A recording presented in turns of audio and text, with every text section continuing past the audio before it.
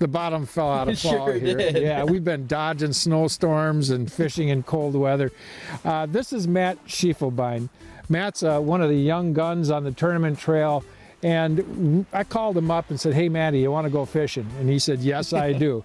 We're up in the Hayward Lakes area. It's a small lake, and this is a pattern that's not going to work on every single lake that you go to.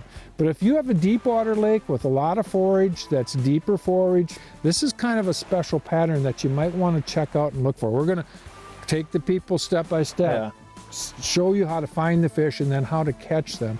It's going to be a swim bait show, which isn't that extraordinary for smallmouths, but it is when you're fishing as deep as we are. I think you're going to enjoy this show. People are used to snowstorms and walleyes, but snowstorms and smallmouths, maybe not quite as prevalent. But I'm telling you, It's going to be fun. yeah, come join us for your next bite.